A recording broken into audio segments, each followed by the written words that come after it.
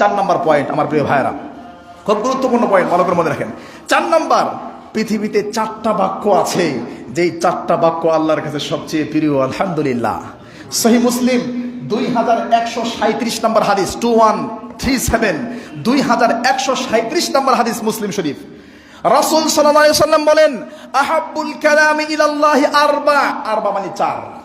আহাব্বুল কালাম, সবচাইতে প্রিয় বাক্য, দামি কথা, আল্লাহর কাছে সহজেই পছন্দের মানুষ হওয়া যায়, আল্লাহর কাছে ভালোবাসার পাত্র হওয়া যায় 4টা বাক্যের মাধ্যমে। 1 সুবহানাল্লাহ, 2 আলহামদুলিল্লাহ, 3 লা ইলাহা ইল্লাল্লাহ, 4 আল্লাহু আকবার। এই 4টা বাক্য সুবহানাল্লাহ, আলহামদুলিল্লাহ, লা ইলাহা ইল্লাল্লাহ, আল্লাহু আকবার, মুসলিম 2137 নম্বর হাদিস। রাসূল বলছে এর চাইতে দামি বাক্য আল্লাহর কাছে আরেকটাও নাই। এই 4টা বাক্য পড়লে আল্লাহর কাছে প্রিয় হওয়া যায়। তাহলে আল্লাহর কাছে প্রিয় হওয়ার 4 নম্বর মাধ্যম কি বললাম? এমন 4টা বাক্য আছে যেই 4টা বাক্য বললে আল্লাহর কাছে প্রিয় হওয়া যায়। আরো বাক্য আছে। নবী সাল্লাল্লাহু আলাইহি ওয়াসাল্লাম বলেন, সহিহ বুখারীর শেষ হাদিস, কালিমাতানি হাবিবাতানি ইলার রহমান, পৃথিবীতে এমন 2টি বাক্য আছে যেই বাক্য দুটি আল্লাহর কাছে প্রিয়। তার মানে আল্লাহর কাছে প্রিয় হওয়ার 5 নম্বর আমল।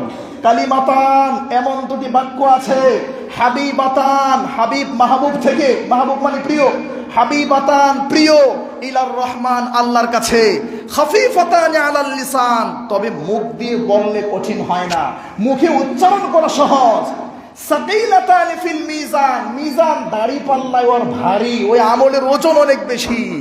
তাহলে এমন 2টি বাক্য আছে যা মুখে উচ্চারণ করা সহজ, দাড়ি পাল্লাই ভারী, মুখে উচ্চারণ করা সহজ, দাড়ি পাল্লাই ভারী, আল্লাহর কাছে প্রিয়।